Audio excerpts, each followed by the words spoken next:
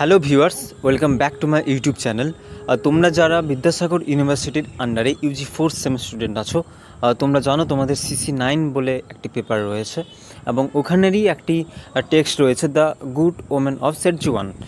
তো ওরই আমি একটি প্রশ্ন, যেটা তোমরা থাম্বনেলে দেখে ইতিমধ্যে বুঝতে পেরে গেছো, যে symbol, what are the symbols in the good women of Schezwan, ওটি আজকে তোমাদের সাথে ডিসকাস করব। ঠিক আছে? তো ব্যাপার যেটা হলো, আমি একটা জিনিস ভাবলাম যে তোমরা এখান থেকে ওয়েটিং ফর গোডোর সিম্বল করছো, গোস্টের সিম্বল করছো, দ্য রাইনোসরাসের সিম্বল করছো, কিন্তু দ্য গুড ওমেন অফ সিজুয়ানেরও কি সিম্বল কি পড়ছো তোমরা?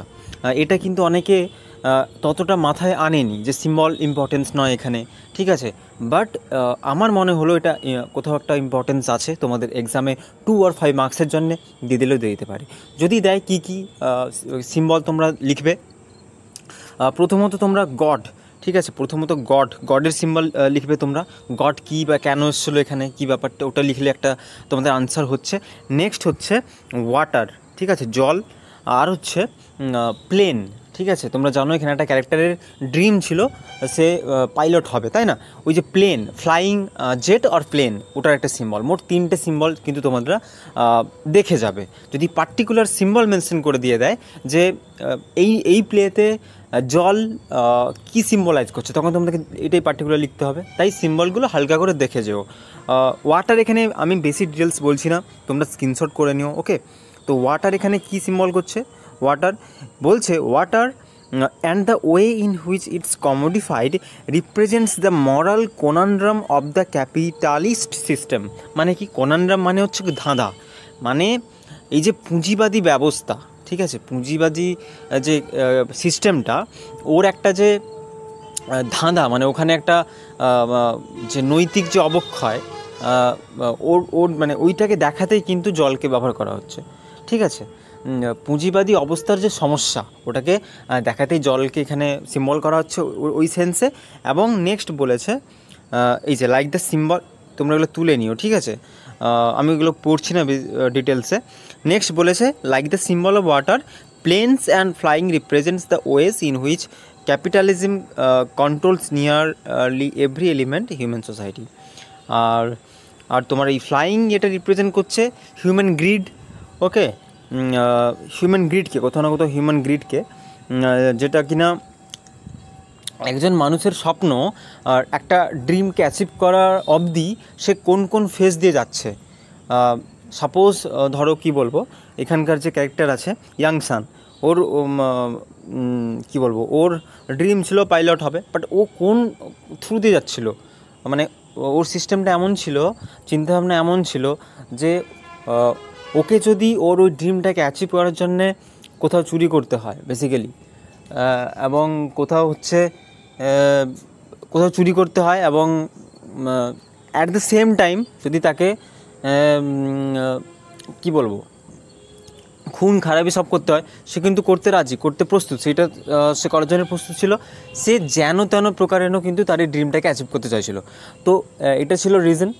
এইবারে কিন্তু ওইখানে তোমাদের যে আরেকটা প্রোটাগনিস্ট ছিল, সে হচ্ছে তোমাদের ইয়াংসানের কথা বললাম, এবং সে হচ্ছে সেন্টি কী ছিল, সেন্টি তো চাইতো ইয়াংসানের ভালোবাসা চাইতো।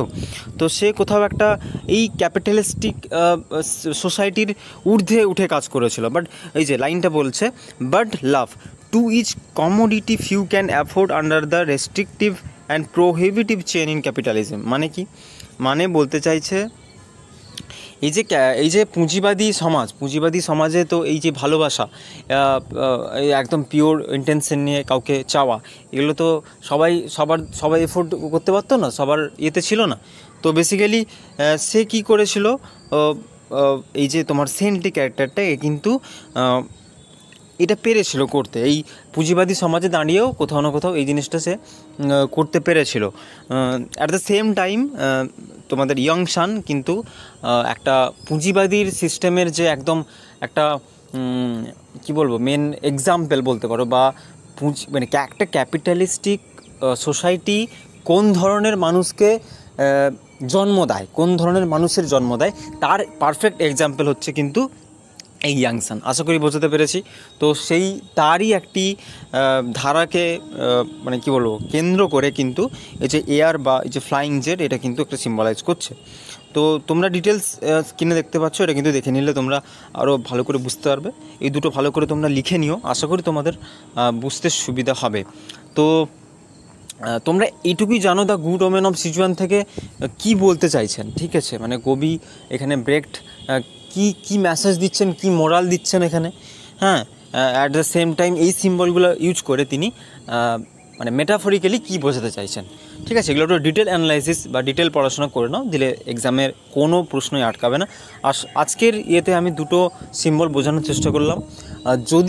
যদি বোঝা যায়, যদি তোমরা হেল্প পাও, ভিডিওটি শেয়ার করো নিজেদের মধ্যে, ঠিক আছে? এবং যদি যারা প্রথমবারের জন্য আমার চ্যানেল ভিজিট করছো, অবশ্যই পরবর্তী ভিডিওর আপডেট পেতে চ্যানেলটি সাবস্ক্রাইব করে রেখো। সো দেখা হচ্ছে খুব তাড়াতাড়ি নেক্সট ভিডিওতে। ততক্ষণের জন্য সবাই খুব ভালো থেকো, অ্যান্ড টিল দেন টাটা।